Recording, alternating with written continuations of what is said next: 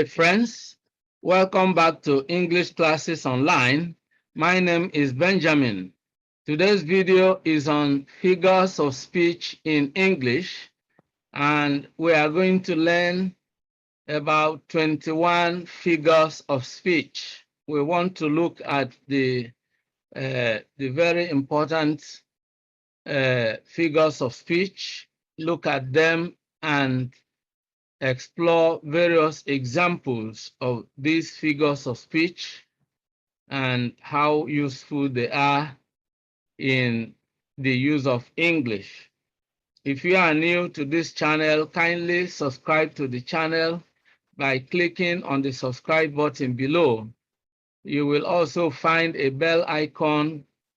If you click on it, you will activate the notification system so that whenever a new video is uploaded on this channel, you will be notified instantly. Let's dive into the lesson right away. Now, what is a figure of speech? A figure of speech is a word or phrase or an expression, if you like, used in a different way from its usual meaning in order to create a particular mental picture or effect. For example, if you say she is as tiny as a broomstick, of course, that cannot be taken literally because hardly you find any human being who is exactly as tiny as a broomstick.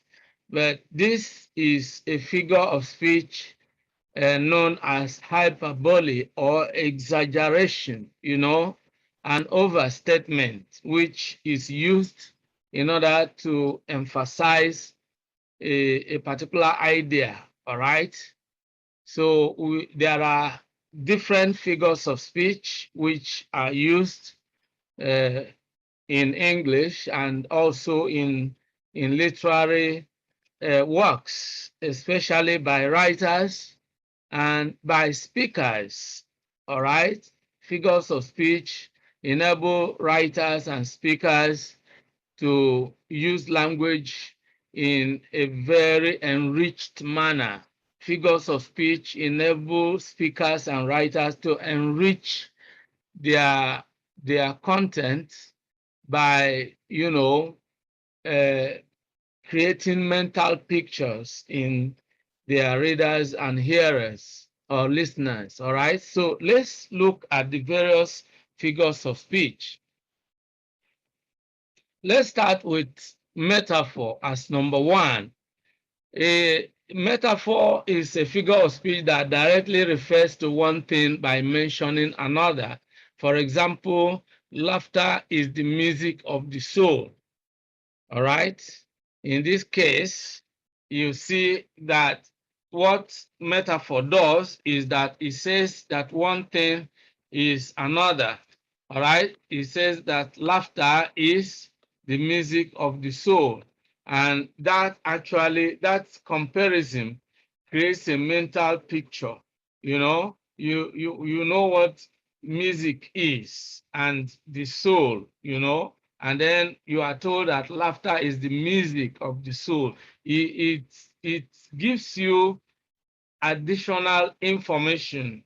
It gives you some meaning about laughter or tells you some benefits of laughter that you can find in music. All right, so that's what metaphor does.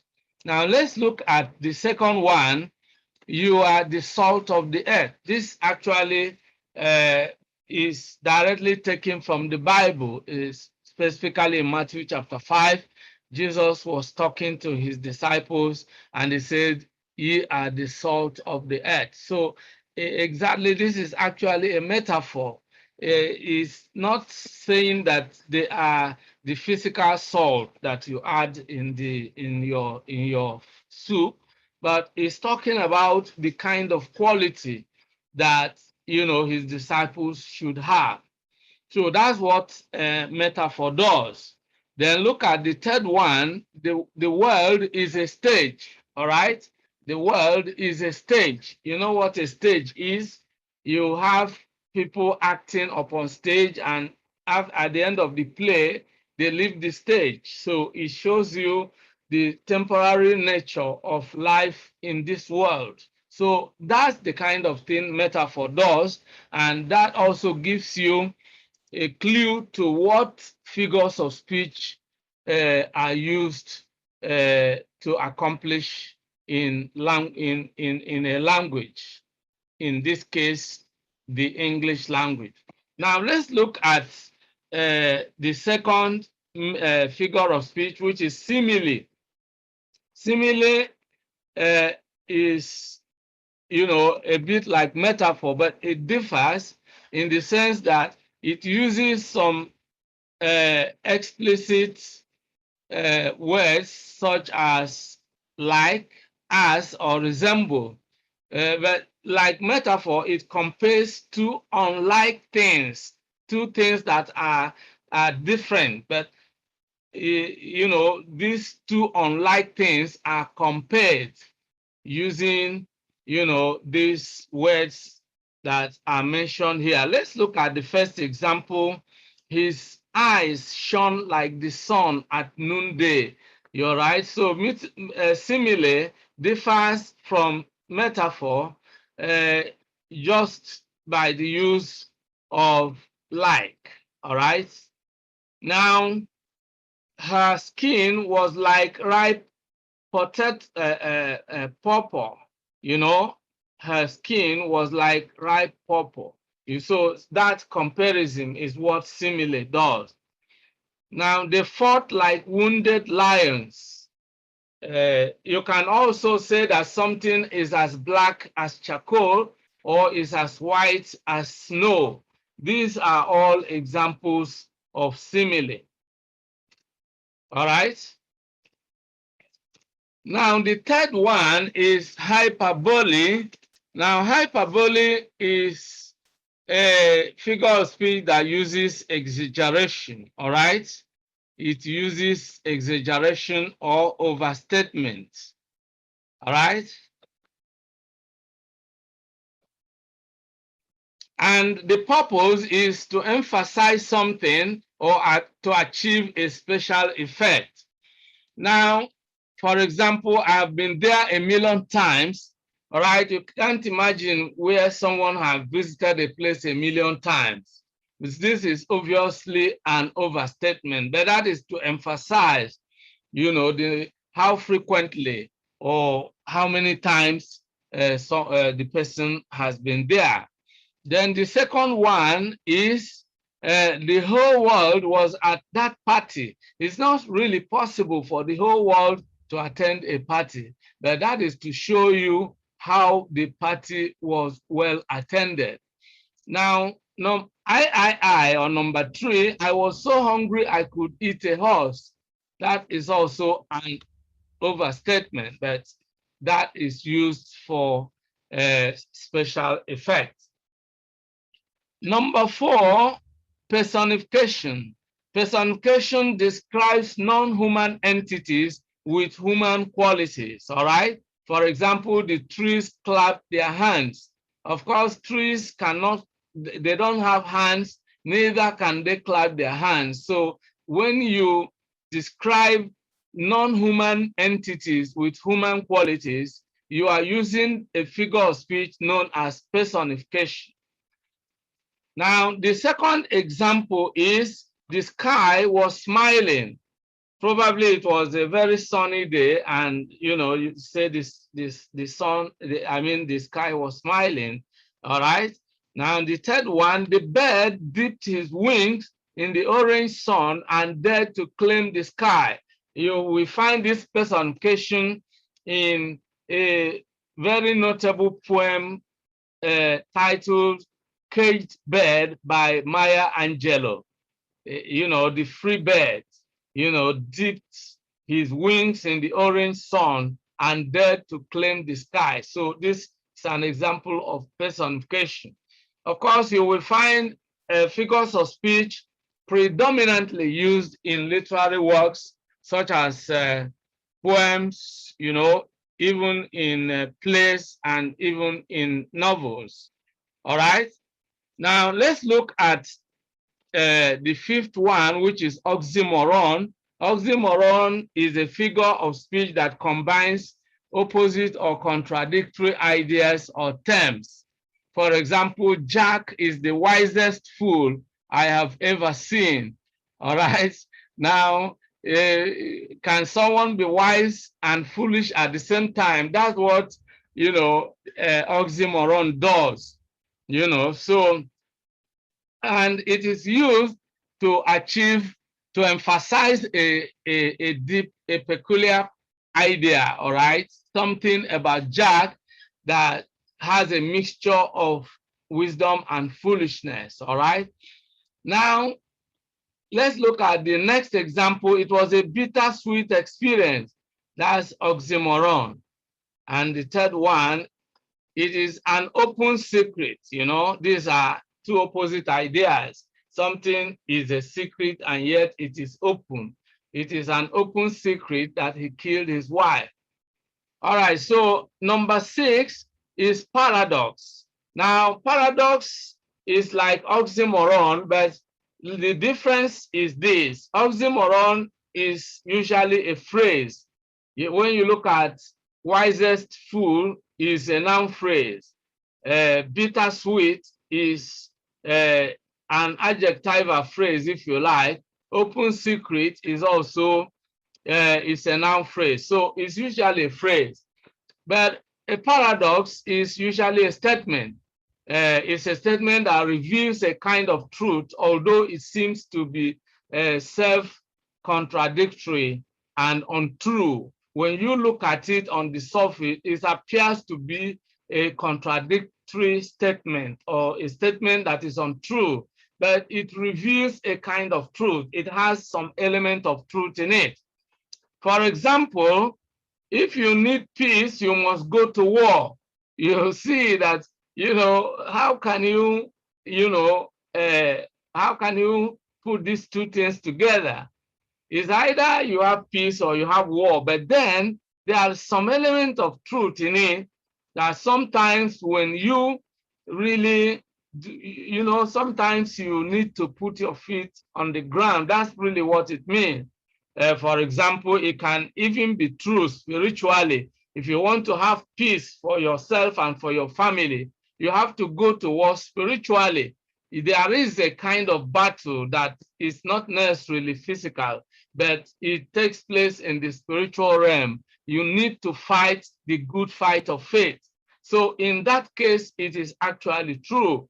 There's a kind of battle you must fight if you want to have peace in your life, all right? Now, an attack is the best form of defense. You see, you are defending yourself, but then you are attacking. So attack is the best form of defense. There's an element of truth in it, even in the physical military, palace. When you talk of, a particular army, or a troop that has gone to war, if they keep silent and fail to carry the war against their enemy, then of course they might be exposed to the attacks of the enemy forces. So, but by attacking, they actually are defending themselves. So there is an element of truth. Attack is the best form of defense.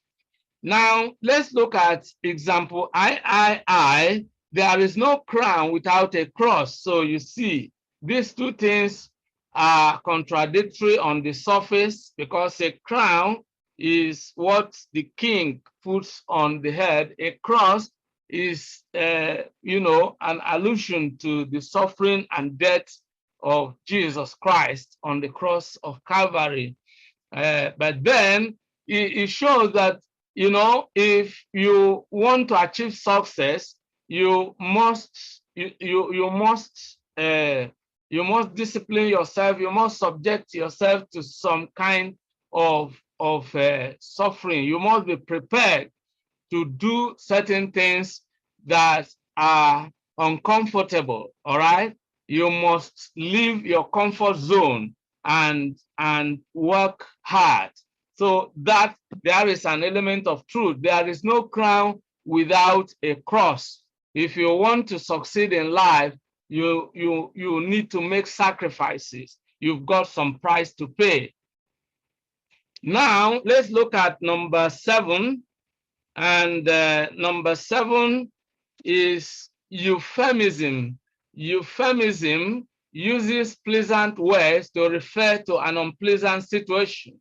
You look at something that is unpleasant, but you don't want to use certain words that might appear to be offensive to the listeners. So you rephrase your words and choose pleasant words to convey the message. That is what euphemism does. For example, you want to say that Mr. Okon died last night, but you don't want to say he died. You say Mr. Okon passed away last night, all right? Mr. Okon passed away. Now, the next one, you, instead of saying, I want to visit the toilet or I want to go to the toilet, then you say, I want to visit the convenient room or the rest room, or you ask someone, where can I find the convenience, right? So this is euphemism. Now, example, Jude slept with his father's concubine. You see, you don't want to say that Jude had sex with his father's concubine because that will sound offensive. So you say Jude slept with his father's concubine. Then number 8 is litotes. Litotes is the opposite of hyperbole. Whereas hyperbole is an overstatement, litotes is an understatement, all right, which is used for a special effect. For example, he is a citizen of no mean city. Instead of saying he is a citizen of a very great city, you just downplay it and you say he's a citizen of no mean city. Now, you look at a very beautiful girl who is good looking, but you don't want to, sing the praises and you say she's not looking bad. That is litotes. Now, you had a wonderful trip, but you don't want to use those praise words. You say it wasn't a terrible trip. That is an example of litotes. Number 9 is Cinebecky. Cinebecky is the use of a part to represent a whole. For example, all fingers are not equal. Fingers represent persons here. Number 2, you can say all hands must be on deck. And when you say all hands must be on deck, you are saying that everybody has to get involved to ensure that success is achieved. So hands here represents persons or people. Now, let's look at another example. The ears that heard the news tingled. Ears here refer to persons, all right? Or when you say another ear must not hear this, you are telling someone that you should not say this to someone else or to another person. So when you use, the part to present the whole, you are using the figure of speech known as Cinebecky. Now, another figure of speech that resembles Cinebecky is metonymy. Metonymy is using something to refer to another, something related to it. You refer to something by, using something that is related to it. For example, you want to talk about the American government or the president of America, but you want to use the place where the official office, the office of the president. And so you say the White House has reacted to the incident. You are saying that the American government has reacted. They have said something about the incident. Now, that's one example. Another example is the pen is mightier than the sword. You are using pen here to represent writers. You know, writers are noted by the use of the pen, while the sword represents the soldiers. Soldiers use the sword and writers use the pen. So pen here refers to writers. The sword here refers to soldiers or the military. Now, the next example is the bar and the bench play an important role in ensuring justice in the society. Now, the bar and the bench represent the advocates or senior advocates and the judges, all right? When you look at the country's judiciary, the bar and the bench refer to the senior lawyers and the judges, all right? So that's exactly how metonymy works. Now, number 11 is apostrophe. Apostrophe is the use of a direct address to an inanimate or absent entity, something that is not there or something that is not a person, and you are addressing that entity or speaking to it, so to say. Now, you will find this in John Donne's poem, Death, Be Not Proud. You see, Death, Be Not Proud is an example of apostrophe. In this case, is a direct address to an inanimate object or, entity, which is death. Or a young woman loses her husband and she's crying and she said, "Death, why did you take my life away?" All right. And in agony, in lamentation, she's speaking directly to death. All right. Another example is "Twinkle, twinkle, little star, how I wonder what you are." This is speaking directly to the star, which obviously is an example of apostrophe. Now let's look at the next example. Then come, sweet death, and rid me of this grief. You see, that's someone speaking to death again. It's an example of apostrophe. Now let's look at number 12, and that is irony. Irony is a statement that conveys the opposite meaning of the speaker's intention. You are saying something, but what you are saying is different from what you intend to say or the meaning you have in your mind. That is irony. However, there are different types of irony. What we are dealing with here is called verbal irony. All right, so let me explain this.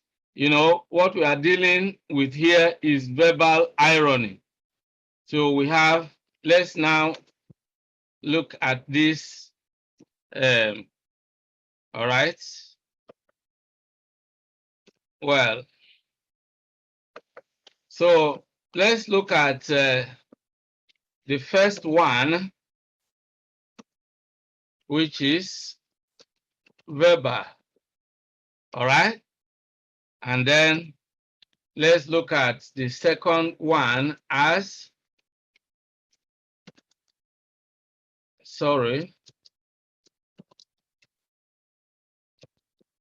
dramatic irony. So you have, these two types of ironies. Well, let's not close what we are saying, what we are talking about. Let's look at it here.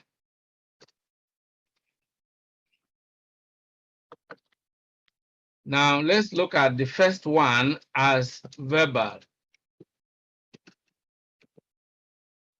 Then let's look at the second one as dramatic. All right, so these are the two types of ironies that we have. Now, verbal irony is what we have described. What you are saying is opposite to what you have in mind. It is a statement that conveys the opposite meaning of the speaker's intention. For example, you are saying, what a bright weather when it is raining. Obviously, everyone knows when it is raining, the weather is not bright. So that is irony, is verbal irony. Now let's look at the second example. The only source of water in our village is as clean as mud. So this is verbal irony. You want to say that the water is not clean, is not potable water, is not good for drinking. It's like mud. That's what we are saying. But then using the word as clean as, is what introduces the irony there, because it is actually contradictory. So it is, everyone knows it is verbal irony. What you want to say is that the water is not good for drinking. And so that is irony. Another example is to say, I agree that this is a biscuit bone. In my society, there are what we call biscuit bone is the kind of bone that is really soft. You can eat it, it looks like bone, but it's soft, all right? You can just chew it, it's not hard. But then you are saying, I agree that this is a biscuit bone. It is as soft as metal. Of course, if it is metal, we know metal is not soft. So this is an irony, because if something is like metal, of course it's not biscuit bone. But you say, I agree that this is a biscuit bone. However, it is as soft as metal. So that is irony. Now, what is dramatic irony? Now, dramatic irony has to do with a situation where you have a character in a play or a story who is ignorant of something that the audience are aware of. That is dramatic irony, all right? And it's a literary device, in literary works. Today, we are concerned with verbal irony. So let's move ahead to talk about other figures of speech. So number 13 is epigram. An epigram is simply a short, wise sayings, something that, exhibits some wisdom. For example, you can say, fools rush in where angels fear to tread. Fools rush in where angels fear to tread. So that is an example of epigram. Another example is, if we don't end war, war will end us. All right? So that is a wise saying, and it is intended to highlight, something. Is a kind of admonition. An epigram always comes as a kind of admonition. It contains some wisdom that will, educate or enlighten the listener. Let's look at the next example of epigram. It is not what happens to you, but how you react to it that matters. It is not what happens to you, but how you react to it that matters. So that is another example of epigram. Now let's look at number 14, and that is pun. Pun is a play on words. It is a play on the different meanings of a word. All right. For example, I felt weak throughout the week. It could be some words, but sometimes you are looking at words that sound alike in most cases. You play on words. For example, you know, weak, the meaning of this one is different from the meaning of the other one, but they sound alike. I felt weak throughout the week. All right, so that's is fun. Let's look at the second example. God made man and man made gods of his own. It's a play on words, because we know that God is the creator, is the super sensible being, the Almighty, and he created man, but we also know that man tends to make their own gods to worship, talking about idols, all right? Carved images. So that is a play on words. God made man and man made gods of his own. Now, another example is he rose from sleep and realized that life is not a bed of roses. All right? He rose from sleep and realized that life is not a bed of roses. You see, the meaning of this rose is different from the meaning of roses. All right?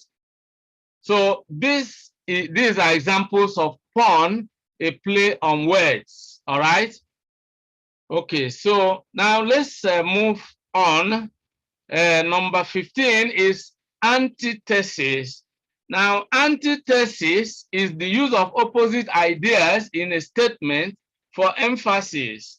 For example, be swift to hear, but slow to speak. All right, so swift to hear is different from slow to speak, but you are expected to, you know, have these two qualities. You are swift to hear, but you are slow to speak. Of course, you will find this is a biblical admonition. You will find it in the book of James. All right. Now, the second example is to err is human, to forgive divine. This is antithesis. You have two opposite ideas, to err and to forgive. All right. So juxtaposing these two opposite ideas to emphasize a moral idea is what antithesis achieves. Now, let's look at the next example. Man proposes, but God disposes. You see, that is what antithesis does. Number 16 is chiasmus. Chiasmus is a figure of speech that uses a repetition of words or grammatical structures in reverse order. You know, you have, you know, certain words that you repeat, but in reverse order. Now, for example, we eat to live, we do not live to eat. Now, eat to live and not eat to live. So it's the same grammatical structure, but we repeat the same grammatical structure and in reverse. We reverse it. So in the first one, we use the positive. We eat to live is positive. All right? We eat to live. We eat because it sustains us. It enables us to keep life going. All right? Now, but when someone now lives to eat, it means that the person is being gluttonous. All right? All he knows is just to eat. That's he has turned the purpose of life into eating. You know that life is all about eating, and that is really not a good one. So this is a kind of moral admonition. We eat to live. We do not live to eat. All right. So that is what chiasmus does. Of course, all these figures of speech are used in order to enrich our content when we speak or when we write, and we use various figures of speech. They enable us to add flavor, to add color, to add, you know, I mean, to add meaning, deep meaning to what we are saying, profound meaning to what we are saying. Now, let's look at the next example of chiasmus. Let us never negotiate out of fear, but let us never fear to negotiate. Now, this is a famous quote of John F. Kennedy. Now, John F. Kennedy made this statement, and so it's a quotation that most people use when they want to write or make a speech, and they want to say something that, you know, this quotation is relevant to. So that this is an example of chiasmus, John F. Kennedy's quote. Let us never negotiate out of fear, but let us never fear to negotiate. In other words, we don't have to be afraid of negotiating. We have to negotiate, all right? But we don't have to do it out of fear, all right?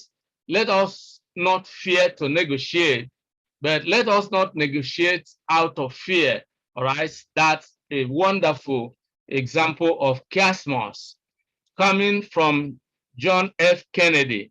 Now, the next one is never let a fool kiss you or kiss a fool. All right. Well, no, let me say it again. Never let a fool kiss you or a kiss fool you. You know, so that is an example of chiasmus. Never let a fool kiss you or a kiss fool you. You see, so that is example of chiasmus. Now, let's go to number 17, and number 17 is climax. Climax is the arrangement of words or phrases or expressions, if you like, in an ascending order of importance. For example, he lost his dog, his car, and his wife. You know, beginning with the least important to the most important. You know, when you are trying to talk about the loss that this man sustained, the least is losing his dog, because if you lose your dog, you have lost something, but it's not as important as when you lose your car. But when you lose your car, it is also not as important as when you lose your wife. So in ascending order of importance, the most important here, the most important loss to the man is his wife, all right? Followed by his car, followed by his dog. Now let's look at the next example. The bandits vandalized the king's palace. That's one big thing that happened to the king. All right? Raped his wife, another tragedy, and killed him. You know, these three things happened to the king, but the most serious of them is his own death. Now, if he had been alive and he lost his palace, he had lost something, but of course, it's not as something like when his wife was raped, and you know that his wife was raped was a big loss, but more serious was when he lost his own life. That is an example of climax. Now, the next one, let a man acknowledge his obligations to himself, his family, his country, and his God. Now, you see, this is ascending order of importance. You know, if something is an obligation to you, it's important, but your obligation to your family is more important, then your obligation to your country is more important, than the obligation you have to your wife, to your family, and to yourself, then your obligation to your God is the most important of them all. Now, let me explain here that climax has another meaning in literary terms. You know, climax can be used to refer to the highest point in a story or play. You know, when you are telling a story, then it comes to a climax when the most important thing in that story happens. That is another meaning of climax. But here we are looking at figures of speech in English, not, you know, we are not looking into the details of, you know, these figures of speech in as literary devices, all right?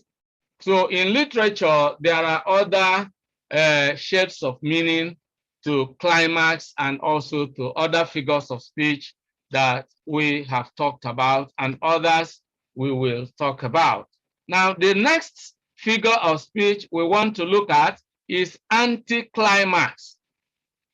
This is the opposite of climax. Anti or anti-climax is the opposite of climax. And this is the arrangement of words in descending order of importance.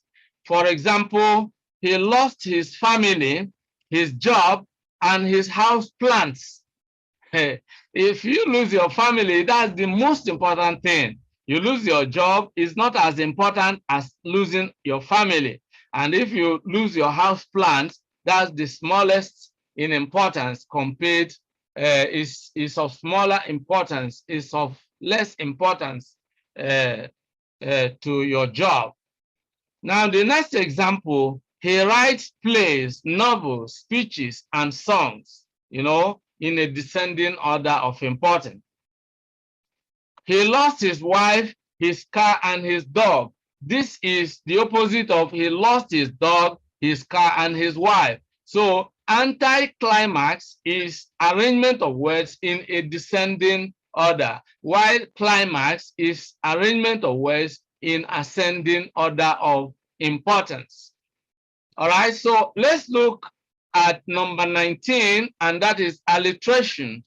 Now, alliteration is a figure of speech which uses the repetition of the initial consonant sounds. All right. Now, for example, the little lad lied to his little sister. Now, we are looking at L in little, L in lad, L in lied, and L in another little here. That is the repetition of the initial consonant sound in this particular sentence. The little lad lied to his little sister. The next one, he sang songs and slept soundly. Now, the S in sang, the S in songs, the S in slept, the S in soundly. All this, you know, highlights the use of alliteration, the repetition of the initial consonant sound. Another example is Billy is blessed with a brilliant brain. The B in Billy, the B in blessed, the B in brilliant, and the B in brain. These are, you know, initial consonant sounds, and they all constitute the use of alliteration. Now let's look at the next figure of speech known as assonance. Alliteration is to consonant sounds as assonance is to vowel sound. So assonance is the similarity in sound between internal vowels in neighboring words. Now, for example, try as I might, the kite did not fly. The I in try, the I in might, the I in kite, and the I in fly. These are, you know, so sorry. Kite, might, try. So here you have the you have the sound I in try, might, kite, and fly. Now, another example is it was a blow to hope when he broke his ankle bone. The in blow, in hope, in broke, and in bone. All right? These are the internal vowel sounds that are similar. Then the next example is Julie picked the broom and swept the room. All right? The U in Julie, in broom, and in room. All right? So these are examples of assonance. Now let's look at the last but not the least figure of speech in this video. And this is allusion. Allusion is the indirect reference to a person, place, book, or event. It could be a notable thing in history. All right, so allusion is an indirect reference. You know, for example, this place is like a garden of Eden, and this is a biblical allusion. You know, if you say this place is like a garden of Eden, you are talking about how beautiful, how rich, how, you know, we know that when the Garden of Eden is mentioned, it gives us the picture of paradise, a wonderful place created by God as, you know, a place of peace, a place of joy, a place of abundance, a place where there is no problem whatsoever. This place is like a garden of Eden, gives you a picture of a wonderful place. All right? That is a biblical allusion. Now, let's look at the next one. It was a real Romeo with the ladies. Now, this is allusion, an allusion to Shakespeare's play Romeo and Juliet. And when you are talking of where a man loves a woman passionately, then you are talking of Romeo. So you can find allusion which is literary in nature. That's one example of a literary allusion. Now, let's look at the next one. A good Samaritan helped us to fix our car. This is another biblical allusion. A good person can be called, you know, a kind person who renders helps to you in the time of need is a good Samaritan. If you actually, if you are conversant with the parables of the Lord in the Bible, then you will be aware of the parable of the Good Samaritan. And that is the story of a man who came to the rescue of a man who was wounded. So that is a Good Samaritan.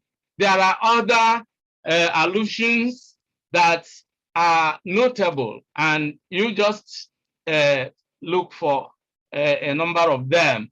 Now, what we have been able to look at here is how figures of speech can enable a speaker or a writer to enrich content. And I hope you enjoyed today's video. This is where we draw the curtain in today's video. If you enjoyed the video, like the video and share the video with your friends and relations. We have been looking at figures of speech in English, and we have been able to explore 21 figures of speech. If you are yet to subscribe to this channel, if you actually gain some benefits from this video, it will also be important. It will be good if you kindly subscribe to the channel. You will find a red button below tagged subscribe. Just click on it and you will be subscribed to this channel. You will also find a button which is a bell icon. Click on that bell icon and that will activate the notification system on this channel. And what that means is that whenever a new video goes live on this channel, you will be notified instantly. So you won't miss any of the videos I upload on this channel from now onwards. Now, if you have any questions, any suggestions, or any comments, please leave them in the comment section below. If you are interested in related videos, other videos that will help you to learn English and gain proficiency in the use of English, you are going to find related videos on this channel. So just browse through the description section and the entire channel. You will find a lot of videos that will be helpful to you. Now, I want to say a big thank you to all of you for being part of today's episode. I want to thank you also for giving your massive support to the channel. I look forward to seeing you in the next video. Bye-bye for now and remain blessed. Many thanks for watching today's video. A big thank you to all of you out there for being part of today's episode. I hope you enjoyed the video. If you did, kindly subscribe to this channel. Subscribe now as a way of giving us support. For notification about new videos, click on the bell icon. You will find the bell icon. Click on it so that whenever a new video is uploaded, you will be instantly notified. If you have actually enjoyed the video, like and share the video with your friends and relatives. This is very important. If you have any comments, leave your comments below. Any questions, any suggestions, we would gladly receive them and respond promptly and positively to them. See you in the next video. I look forward to always seeing you in